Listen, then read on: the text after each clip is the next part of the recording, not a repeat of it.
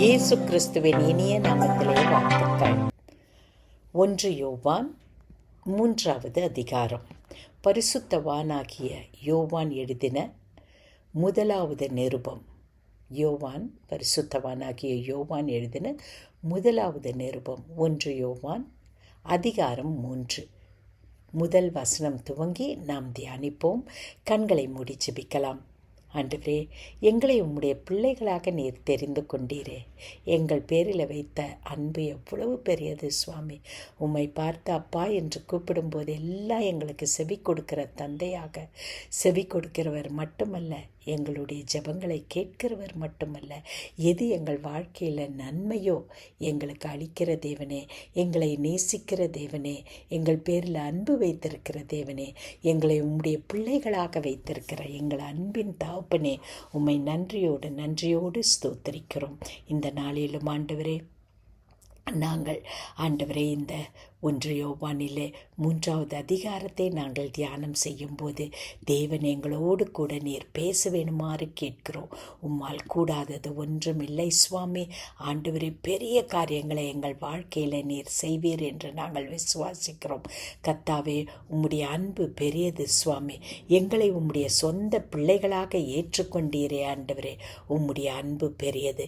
ஆனால் நீர் கூட இருந்து எங்களோடு தொடர்ந்து பேசுவீராக. இயேசு கிறிஸ்துவின் வல்லமை உள்ள நாமத்தில் கேட்டுக்கொள்கிறோம். ஆமேன். 1 யோவான் 3வது அதிகாரம். இந்த 1 யோவான் 3வது அதிகாரம் மிக மிக அருமையான வசனத்தோடு துவங்குகிறது. தேவன் நம் பேரில் எவ்வளவு அன்பு வைத்திருக்கிறார் என்பதை நிரூபித்து காட்டுவதாக அமைகிறது. நமக்கு தெரியும், பரிசுத்தவானாகிய யோவான் 5 புத்தகங்களை எழுதியிருக்கிறார். இந்த 5 புத்தகங்களும் புதிய ஏற்பாட்டில் இடம்பெற்றிருக்கின்றன. இந்த 5 புத்தகங்களில் முதலாவது ஒரு சுவிசேஷ நூலை, நற்செய்தி நூல், யோவான் நற்செய்தி நூலை எழுதியிருக்கிறார். அதில் இயேசு கிறிஸ்துவை குறித்து அவர் விளங்கி கொண்ட வகையில் தான் யாருக்கு எழுதுகிறாரோ அவர்கள் விளங்கி கொள்ள வேண்டும் என்பதற்காக இயேசு கிறிஸ்துவை குறித்து எழுதுகிறார். இவர் எழுதுவதில் மிக முக்கியம் என்ன என்றால், இவர் இயேசு கிறிஸ்துவுக்கு மிக மிக நெருக்கமாக இருந்தவர். அவர் மார்பில் சாய்ந்து கொண்டு இருந்தவர் என்பதை நம்ம பார்க்கிறபடினால அவர் தன்னை குறித்து தன்னையே இன்ட்ரடியூஸ் பண்ணி கொள்ளும்போது கூட அவர் தன்னை எப்படி மற்றவர்களுக்கு அறிமுகம் செய்து கொள்ளுகிறார் என்றால், இயேசுவுக்கு அன்பாய் இருந்த ஒருவன் என்று சொல்லுகிறார். தன் பேரை சொல்லலை, வேறு எந்த அடையாளத்தையும் சொல்லலை, இயேசுவுக்கு பிரியமாய் இருந்த ஒருவன் என்று சொல்லுகிறார். அப்போ பாருங்க, அவருடைய தாழ்மை எங்கே பார்க்குறோம். அதிலும் அவருடைய நெருக்கமான உறவு, இயேசு கிறிஸ்துவுக்கு இருந்த நெருக்கமான உறவை பார்க்குறோம். இதை நம்ம யோவான் எழுதின நற்செய்தி நூலில் 4 இடத்துல பார்ப்போம். 19வது அதிகாரம் 26வது வசனம், 20வது அதிகாரம் 2வது வசனம், 21வது அதிகாரம் 7வது வசனம், 21வது அதிகாரம் 20வது வசனம். இப்போ பாருங்கள், இந்த 4 இடத்துலையும் நம்ம பார்க்கறது அவர் இயேசு கிறிஸ்துவுக்கு அன்பாயிருந்தவர்னு. அதோடு கூட நம்ம இன்னொரு இடத்துலையும் பார்க்குறோம். அப்படின்னா 5 முறை தன்னை சொல்லுகிறார். 13வது அதிகாரத்தில் 23வது வசனம். அப்போ 5 முறை இந்த யோவான் எழுதின நற்செய்தி நூலில் இயேசுக்கு அன்பாயிருந்த ஒருவன் என்று சொல்லுகிறார். அதனால் இவர் எதற்காக இதை நான் உங்களுக்கு சொல்கிறேன்னா, இயேசுவுக்கு அன்பாயிருந்த ஒருவர் இயேசு கிறிஸ்துவின் அன்பை மிக அழகாக விளங்கி கொண்டிருக்கிறார். அந்த அன்பை அவர் நல்லா விளங்கி கொண்டு இருப்பதனால தான் இந்த இடத்துல என்ன சொல்கிறாரு பாருங்க, நம் தந்தை நம்மிடம் எத்தனை அன்பு கொண்டுள்ளார் என்று பாருங்கள். நீங்கள் பார்க்கணும், அன்பை பார்க்க முடியுமாம்மா? அன்பை உணரதானே முடியும். அந்த உணர்வு வரும்போது, நம்ம ஆவிக்குரிய கண்கள் திறக்கும்போது அந்த அன்பை நம்ம என்ன சொல்கிறோம், அன்பு ஒரு உணர்வுன்னு சொல்கிறோம். உண்மைதான், ஒரு உணர்வு தான் அன்பு. ஆனால் அந்த அன்பு என்ன செய்து வெளிப்படுத்தப்படுகிறது. அன்பை நம்ம என்ன செய்யும், அன்பை நாம் பார்க்க முடியுது. எப்படின்னா, அன்பு செயலில் காணப்பட வேண்டும். அதனால்தான் இந்த இடத்துல அவர் சொல்கிறாரு, நம் தந்தை நம்மிடம் எத்தனை அன்பு கொண்டுள்ளார் என்று பாருங்கள். நாம் கடவுளின் மக்கள் என அழைக்கப்படுகிறோம். கடவுளின் மக்களாகவே இருக்கிறோம். நம்ம எப்படி அழைக்கப்படுறோம்? தேவனுடைய பிள்ளைகள், கடவுளுடைய பிள்ளைகள், தேவனுடைய மகன் மகள் என்று நம்முடைய ஐடென்டிஃபிகேஷன். நாம் யார் என்று சொல்லி நம்மளை யாராவது கேட்டாங்கன்னா, இல்லை நமக்கே நம்ம யாருன்னு தெரிந்து கொள்ளனா, நம்முடைய ஃபஸ்ட்டு ஐடென்டிஃபிகேஷன் என்ன தெரியுமா? நம்மை சிருஷ்டித்த தேவனுடைய பிள்ளைகள். நாம் கடவுளின் மக்கள் என, மக்களேன்னு கூப்பிடுறோம் இல்லையா பிள்ளைகளை நம்ம. அப்போ கடவுளின் மக்கள் என, கடவுளின் மக்களென அழைக்கப்படுகிறோம். ஆனால் கடவுளின் மக்களாகவே இருக்கிறோம் அப்படின்னு சொல்கிறார். இது எப்படி உறுதிப்படுத்தப்பட்டிருக்கிறது? எப்படி இவருக்கு தெரிந்திருக்குதுன்னா, இயேசு கிறிஸ்து என்ன சொன்னாரோ அதெல்லாம் தன்னுடைய ஃபிசிக்கல் இயர்ஸில் கேட்டவர். அவர் கூட மிக நெருக்கமாக இருந்தவர். இயேசு கிறிஸ்துவின் இதய துடிப்பு கூட இவருக்கு காதில் கேட்டிருக்கோம் இல்லையா? அவ்வளோ நெருக்கமான பழக்கம். அதனால தான் யோவான் எழுதின சுவிசேஷத்தில் 1வது அதிகாரம் 12வது வசனத்தை நீங்கள் திருப்பி பார்ப்பீங்கன்னா, ஒரு அருமையான வசனம் இது. நம்ம எல்லாருக்கும் மிக மிக முக்கியமான வசனம். நம்ம யாருன்னு தெரியறதுக்கு, அவருடைய நாமத்தின் மேல் விசுவாசம் உள்ளவர்களாய் அவரை ஏற்றுக்கொண்டவர்கள் எத்தனை பேர்களோ அத்தனை பேர்களும் தேவனுடைய பிள்ளைகளாகும்படி அவர்களுக்கு அதிகாரம் கொடுத்தார். அன்பானவர்களே, இந்த இடத்துல நாம் தேவனுடைய மக்கள், கடவுளின் மக்கள் என்று சொல்லும்போது நம்ம என்ன நினைச்சிடுறோன்னா, ஒரு உலக பிரகாரமாக நம்ம பார்க்கும்போது நம்ம ஆண்டவரால் சிருஷ்டிக்கப்பட்டிருக்கிறோம். அவரால் நாம் சிருஷ்டிக்கப்பட்டு இருப்பதினால் நாம் அவருடைய மக்கள் என்று நாம் நினைக்கிறோம். நாம் அவரால் சிருஷ்டிக்கப்பட்டதினால் நிச்சயமாய் அவருடைய மக்கள் தான். அது மட்டும் நம்மளை அவருடைய மக்களாய் தீர்ப்பது இல்லை. அடுத்தது என்ன தெரியுமா? அவர் மேல் கொண்டிருக்கிற விசுவாசம் நம்மை அவருடைய மக்களாக தீர்க்கிறது. அன்பானவர்களே, நாம் இந்த இடத்துல அறிந்து கொள்ள வேண்டியது என்னன்னா, நாம் தேவனுடைய மக்கள் என்று சொல்லுவது வெறும் அவர் சிருஷ்டித்ததினால் மட்டும் இன் ஜென்ரல் ஏதோ ஒரு பொதுவாக நாம் அவருடைய மக்கள் என்று சொல்லுவது மட்டும் கிடையாது. உண்மைதான், அவர் நம்மை சிருஷ்டிக்கும் போது அவருடைய பிள்ளைகளாக இருந்தோம். ஆனால் நாம் அவருடைய உறவிலிருந்து நம்முடைய பாவத்தினால் பிரிக்கப்பட்ட போது, ஆதாமுடைய பாவம் துவங்கி ஆதி பாவத்தினால் பிரிக்கப்பட்ட போது மீண்டும் தேவன் தன்னுடைய சொந்த மகனை நமக்கு தந்து தன்னுடைய அன்பை என்ன செஞ்சார்? வெளிப்படுத்தி காட்டினார். அதனால தான் நான் சொன்னேன், அன்பை நம்ம என்ன செய்ய முடியும்? உணர்வோடு நிறுத்தி விடாதீங்க. அந்த அன்பை நம்ம என்ன செய்யும்? கொடுப்பதின் மூலமாக தான் பார்க்க முடியும். அன்பு செயலில் காணப்பட வேண்டும். அந்த காணப்பட்ட அந்த அன்பை நாம் என்ன செய்யணும்? ஆண்டவரே, எனக்காக உம்முடைய குமாரனை தந்தீர் சுவாமி, அவரை நான் விசுவாசிக்கிறேன் என்று சொல்கிறோம் பாருங்க. அப்படி செயலில் காணப்படும் போது நாம் நம்முடைய அன்பை தேவனுக்கு வெளிப்படுத்துகிறோம். அந்த விசுவாசத்தின் மூலமாகத்தான் நாம் அவருடைய மக்கள் என்று அழைக்கப்பட முடியுமே தவிர வேறு அவர் சிருஷ்டித்ததினால் மட்டும் நம்ம என்ன செய்ய மாட்டோம்? அவருடைய பிள்ளைகளாக நாம் ஆகிவிட முடியாது. பிள்ளைகளாக சிருஷ்டித்தார், ஆனால் நாம் தவறி பாவத்தில் விழுந்து போன காரியத்தினால் திரும்பவும் மகனை தந்து அவரை விசுவாசிப்பதின் மூலமாக அவருடைய பிள்ளைகளாக நம்மை மாற்றிக்கொண்டார். ஆண்டவருக்கு அல்லேலூயா சொல்லாமா? எவ்வளோ அழகாக இருக்குது பாருங்கள். நம் தந்தை நம்முடன் எத்தனை அன்பு கொண்டுள்ளார் என்று பாருங்கள். இந்த ஒரு வசனமே நம்ம வாழ்க்கையை மாற்றிடுமா? எவ்வளவு அன்பு நம்முடைய அப்பாவுக்கு நம்ம மேலே. அதனால நம்மளை என்னன்னு சொல்கிறாரு? நீ விசுவாசித்தால் என்னுடைய பிள்ளை, விசுவாசத்தின் மூலமாக என்னுடைய பிள்ளையாக நீ மாறிவிடுகிறாய் என்று சொல்கிறார். இங்கே நம்ம யாருடைய பிள்ளைகளாக இருக்கிறோம்? கடவுளின் பிள்ளைகளாக இருக்கிறோம். இதே அதிகாரத்தில் அப்படியே கீழே போய் நீங்கள் 10வது வசனத்தை வாசித்து பார்த்தீங்கன்னா, இன்னொரு நம்ம கடவுளுடைய பிள்ளைகளாக இருக்கணும். ஒரு வேளை நாம் கடவுளுடைய பிள்ளைகளாய் அவரை விசுவாசிக்கவில்லை என்றால் நாம் பிசாசின் பிள்ளைகளாகி விடுகிறோம். அதனால் இந்த இரண்டுக்கும் நடுவில் ஏதாவது இருக்குதானா? கிடையாது. நிச்சயமாக நம்ம ஒன்று என்ன செய்யலாம், கடவுளின் பிள்ளையாய் இருக்க முடியும், இல்லை என்றால் பிசாசின் பிள்ளையாய் இருக்க வேண்டும். கேட்குறதுக்கு ஒரு வித்தியாசமாக இருக்கு இல்லையா? ஐயோ, நான் பிசாசின் பிள்ளையா, என்னை பார்த்து இப்படி சொல்கிறாங்களான்ட்டு நீங்கள் கலங்காதீங்க. நான் சொல்லலை, பரிசுத்த வேதம் சொல்லுது. 1 வசனம் 10வது வசனம், இந்த ரெண்டையும் நம்ம இணைத்து இன்றைக்கி பார்க்க போகிறோம். இந்த இரண்டிலும் கடவுளின் பிள்ளையாக இருந்தால் என்ன அடையாளம் எல்லாம் காணப்படும், பிசாசின் பிள்ளையாக இருந்தால் என்ன அடையாளம் எல்லாம் காணப்படும் என்று இந்த முதல் சில பகுதியில் அவர் நமக்கு சொல்லியிருக்கிறார். அதனால தான் இந்த பகுதிக்கு நம்ம பேர் வைக்கணும்னு நினச்சோன்னா கூட நம்ம என்ன பேரை வைக்கிறோன்னா, கடவுளின் பிள்ளைகள் அல்லது பிசாசின் பிள்ளைகள் என்று நாம் பெயரை வைத்து விடலாம். அப்போது கடவுளின் பிள்ளைகள் ஒரு பக்கம், பிசாசின் பிள்ளைகள் ஒரு பக்கம். நம்ம பிள்ளைகள் தான்.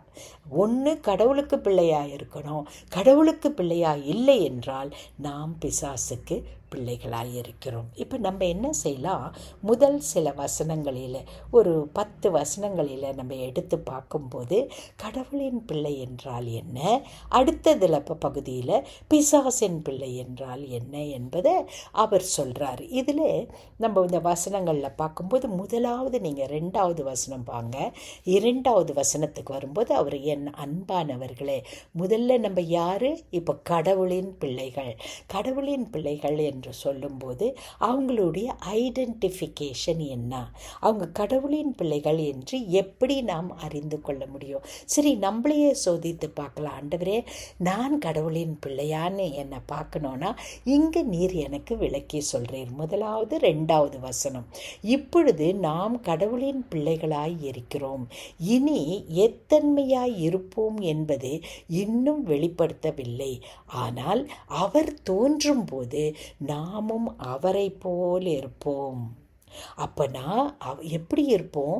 இயேசு கிறிஸ்துவை போல இருப்போம். அவர் கடவுள் தோன்றும் போது நாம் எப்படி இருப்போம்? அவரை போல இருப்போம். இது நம்ம ஆதி மொழியில் பார்க்கும்போது நம்ம க்ளோரிஃபைடு லைக் ஜீசஸ், தேவனை போல மகிமையடைந்தவர்களாய் இருப்போம் என்று சொல்லுது. அப்போனா முதலாவது நம்ம இடத்துல காணப்படுறது என்னன்னா, அவரை போலவே இருப்போம். யாரை போல?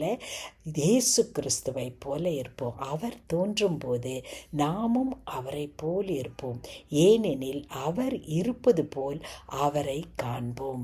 அப்போ நான் இன்னைக்கு முதலாவது தேவனுடைய பிள்ளை நான் என்றால் அதன் அறிகுறி என்னன்னா, நான் தேவனை போல இருப்பேன்.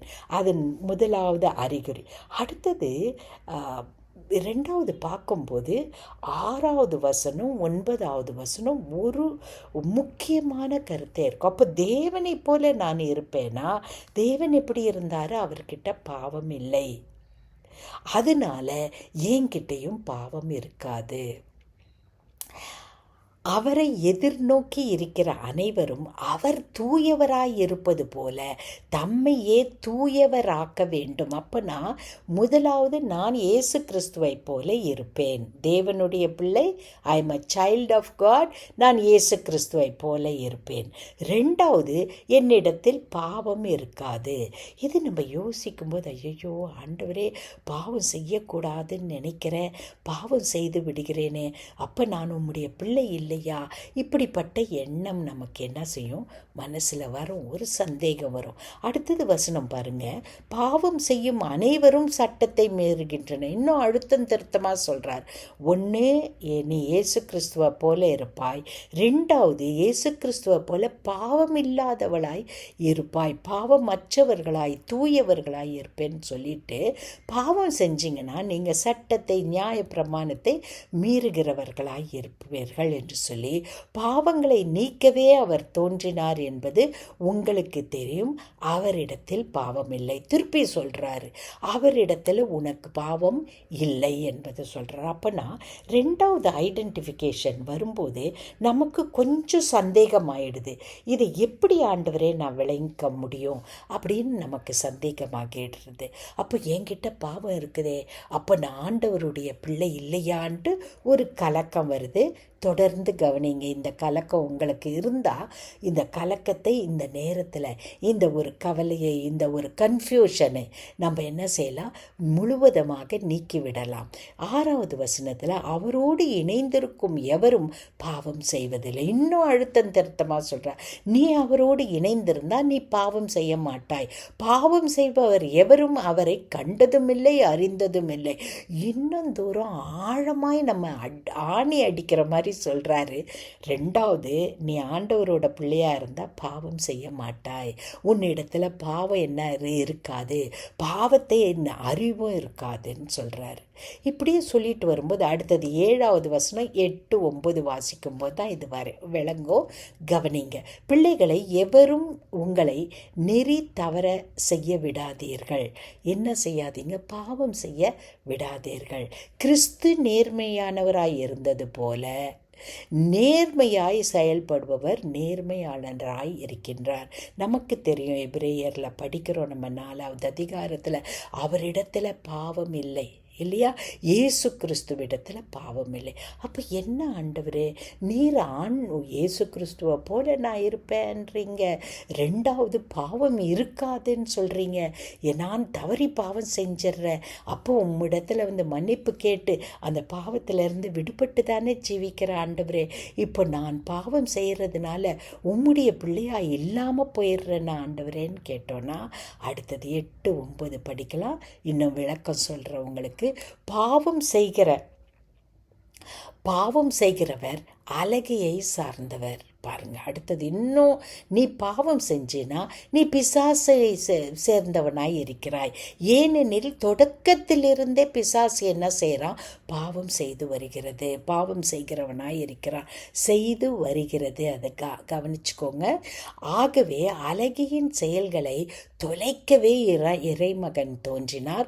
கடவுளிடமிருந்து பிறந்தவர் எவரும், 9வது வசனம் முக்கியமானது, கடவுளிடமிருந்து பிறந்த எவரும் பாவம் செய்வதில்லை. ஏனெனில் கடவுளின் இயல்பு அவரிடம் இருக்கிறது. கடவுளிடமிருந்து பிறந்தவராகியதால் அவரால் பாவம் செய்ய இயலாது. இந்த 9வது வசனம் வந்ததும் அழுத்தம் திருத்தமாக அவர் சொல்லிடுறாரு, தேவனுடைய பிள்ளைகள் நிச்சயமாய் பாவம் செய்ய முடியாதுன்றதை சொல்லிடுறார். அப்படின்னா ஆண்டவர் என்ன காரியத்தை இந்த இடத்துல நம்ம கிட்ட பேசிகிட்டு இருக்கிறாருன்றத நம்ம பார்க்கும்போது, ஆண்டவரே, அப்பா பிதாவே, என்ன சொல்கிறீர், நான் பாவம் செஞ்சிடுறேனே, நான் தவறி போயிடுறேனேன்னு நீங்கள் யோசிக்கலாம்.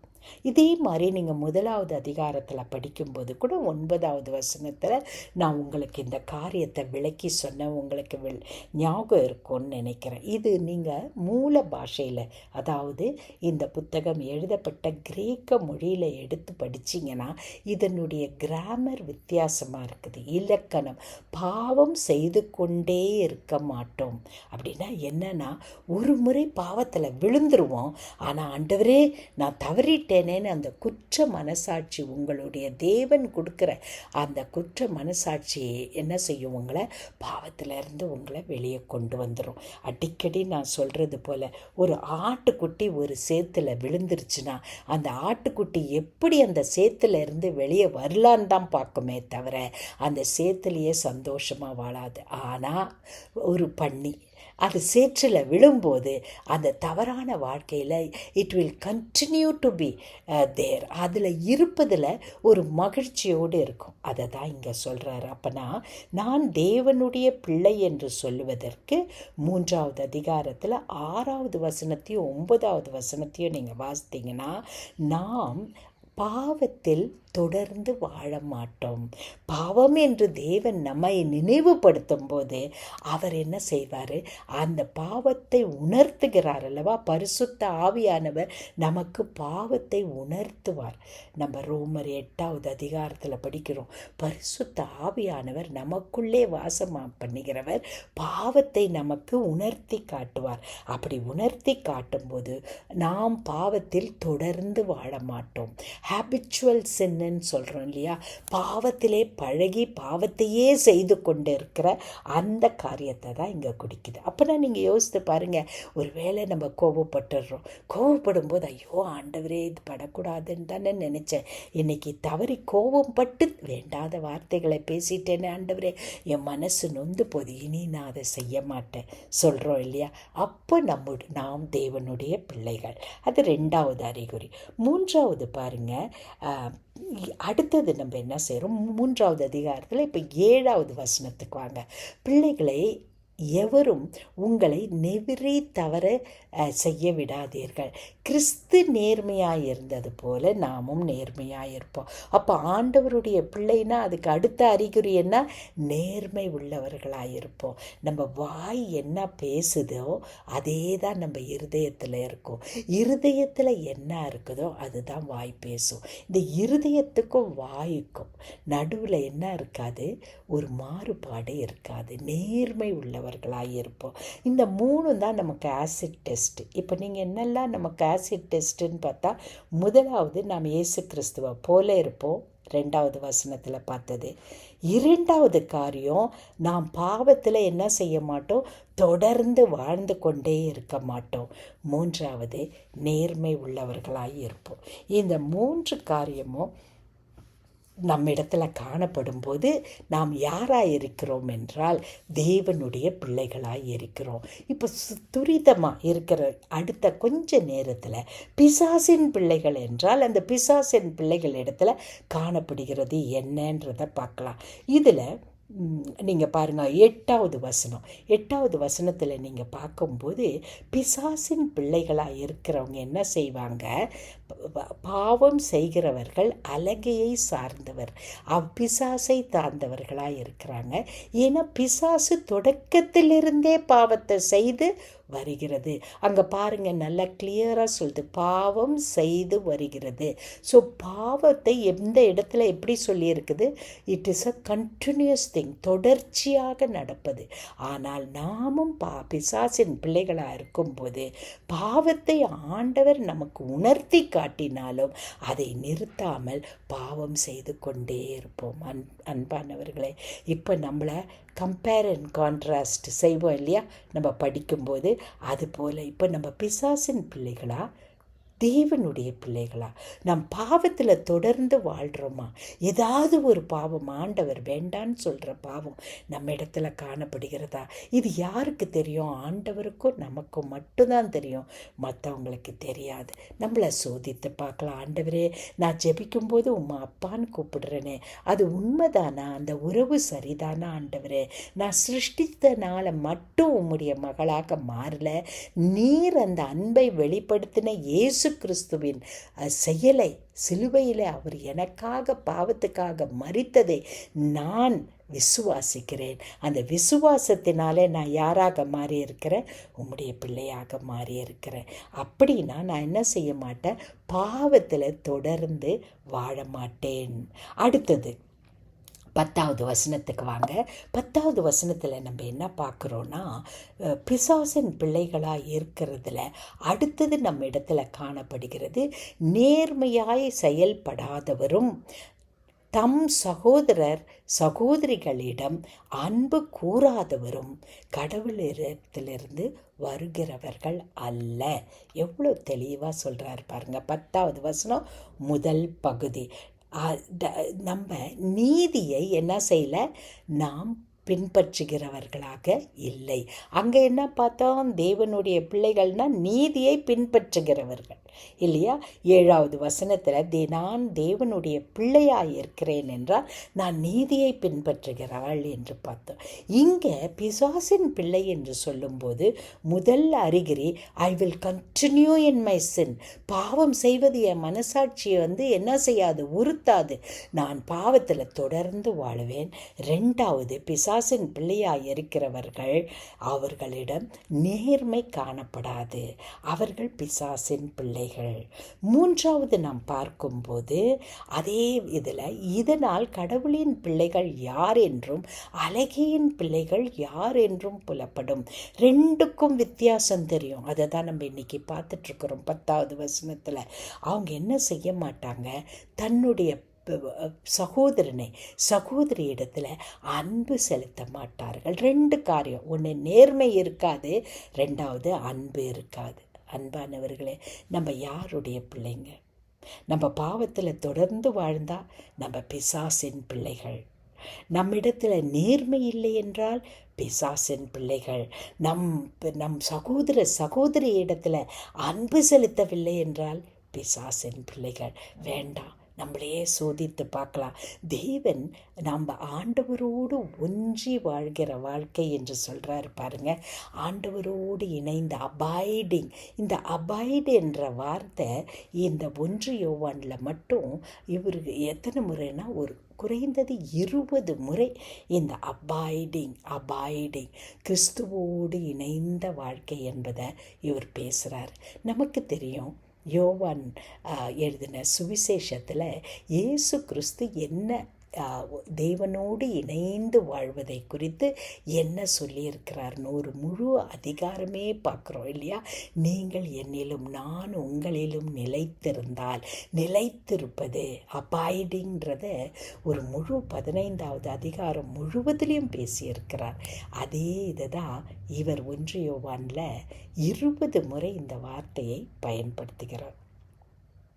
அது மட்டும் இல்லை, அன்பு அகாப்பே லவ் என்பதை 45 முறைகள் பயன்படுத்துகிறார். அப்போ நம்ம பார்க்கும்போது இந்த இடத்துல அவர் முக்கியமாய் நமக்கு எடுத்து சொல்கிறது என்ன தெரியுமா? நீ இப்போ முன்ன சோதித்து பார்க்கணும். இன்றைக்கி ஆண்டவர் நம்மோடு பேசுகிறது நம்மை சோதித்து பார்க்கணும். எப்படி சோதித்து பார்ப்ப? 10வது வசனத்தில் சொல்லியிருக்கிறது போல், நீ தேவனுடைய பிள்ளையா இல்லை அழகையின் பிள்ளையா? 1வது வசனத்திலிருந்து 10வது வசனம் வரைக்கும் இன்றைக்கி பார்த்துருக்குறோம். இதில் தேவனுடைய பிள்ளையா இருந்தால் நீ இயேசு கிறிஸ்துவை போல மகிமையோடு வாழ்வாய். 1. 2வது, நீ தேவனுடைய பிள்ளையாய் இருந்தால் பாவத்தில் தொடர்ந்து வாழ மாட்டாய். 3வது, நீ உன்னிடத்தில் நேர்மை காணப்படும். நம்மளையே டெஸ்ட் பண்ணி பார்க்கலாம். இல்லை இது எனக்கு விளங்கலைன்னா அடுத்தது, நீ பிசாசின் பிள்ளையாக இருந்தால் 1வது, நாம் செய்கிற பாவத்தின் குற்றம் நம்மை உணர்த்தும் போது, பரிசுத்த ஆவியானவர் உணர்த்தும் போது கூட தொடர்ந்து அந்த பாவத்தை நம்ம என்ன செய்ய மாட்டோம், விடாமல் வாழ்ந்து கொண்டு இருப்போம். பிசாசின் பிள்ளைகள். 2வது என்ன செய்வோம், அந்த நேர்மையை நம்ம என்ன செய்ய மாட்டோம், கடைபிடிக்க மாட்டோம். நேர்மைன்னா என்ன? என் இருதயத்தில் என்ன இருக்குதோ அதுதான் என் வாயில் வரும். என் வாயில் என்ன வருதோ அதுதான் என் செயலில் காணப்படும். அதுதான் நேர்மையான வாழ்க்கை. அடுத்தது, நம்முடைய சகோதரிகளை, நம்முடைய அடுத்த நம்மோடு இருக்கிறவர்களை, நம்முடைய குடும்பம், நம்முடைய அயலகத்தார், மற்றவர்களிடத்தில் அன்பு செலுத்த மாட்டோம். நம்ம சோதித்து பார்க்கலாமா? இது ஒரு அருமையான பகுதி இல்லையா? முதல் 10 வசனங்கள் மிக அருமையாக எழுதப்பட்டிருக்கிறது. இந்த 10 வசனங்களில் நான் தேவனுடைய பிள்ளையா பிசாசின் பிள்ளையா? நாம் மற்றவர்களை சோதித்து பார்க்க வேண்டாம் இல்லையா? நம்மையே சோதித்து பார்க்கலாம். ஆண்டவரே, நான் உம்முடைய பிள்ளை தானா? அப்பா பிதாவேன்னு ஜெபத்தில் கூப்பிடுறேன், ஆனால் நான் உம்முடைய பிள்ளை தானா? இது ஒரு நல்ல டெஸ்ட். 2 பக்கத்தையும் நீர் எடுத்து எனக்கு காட்டியிருக்கிறீர். 3 குறிப்புகளை கொடுத்திருக்கிறீர். அதனால் என்னையே நிதானித்து பார்க்கிறேன்னு சொல்லிட்டு ஆண்டவரிடத்தில் கேட்கலாம். ஆண்டவரே, உம்முடைய பிள்ளையாய் தொடர்ந்து வாழ எனக்கு உதவி செய்யுங்கப்பா. என்னுடைய பாவத்தில் நான் தொடர்ந்து வாழ வேண்டாம். நேர்மையோடு நான் வாழ, மக்களிடத்தில் அன்பு செலுத்த எனக்கு கிருபை செய்யுங்கன்னு ஆண்டவரிடத்தில் கேட்கலாம். அன்பின் பரம தகப்பனே, அப்பா பிதாவே, இந்த 10 வசனங்களில் எவ்வளவு அழகாக அந்த வேறுபாடுகளை எங்களுக்கு காட்டியிருக்கிறீர். ஆம் கர்த்தாவே, எங்கள் தேவனே, உம்மை பார்த்து நாங்கள் அப்பா பிதாவே என்று கூப்பிடத்தக்கதான புத்திர சுவிகாரத்தின் ஆவியை எங்களுக்கு கொடுத்திருக்கிறீர். பயப்படுகிற ஆவி அல்ல ஆண்டவரே, புத்திர சுவிகாரத்தின் ஆவி. விசுவாசத்தின் மூலமாக நாங்கள் உம்முடைய பிள்ளைகளாக மாறுகிற அதிகாரத்தையே எங்களுக்கு கொடுத்திருக்கிறீரே ஆண்டவரே. எங்களிடத்துல அப்பா அந்த நேர்மை காணப்படுகிறதா? எங்களிடத்துல ஆண்டவரே இயேசு கிறிஸ்துவை போல வாழுகிற குணம் காணப்படுகிறதா? எங்களிடத்துல பிறரை நேசிக்கிற நேசம் காணப்படுகிறதா? இதை வைத்த ஆண்டவரே, நாங்கள் உம்முடைய பிள்ளைகளா என்று எங்களையே சோதித்து பார்க்கிறோம். நான் என்னை சோதித்து பார்க்கிறேன் ஆண்டவரே. தேவனே அப்பா, என்னை உம்முடைய பிள்ளையாக நீர் ஏற்றுக்கொண்டதற்காய் நன்றி. நான் விசுவாசத்தின் மூலம் உம்மை என்னுடைய தந்தையாகவே வைத்துக் கொள்ளுகிறேன். எங்கள் ஒவ்வொருவருக்கும் அதையே நாங்கள் சொல்லுவதற்கு கிருபை செய்யுங்க. உம்மை அப்பா பிதாவே என்று தைரியத்தோடு கூப்பிடத்தக்கதாக தேவனே அந்த விசுவாசத்தை பலப்படுத்துங்க.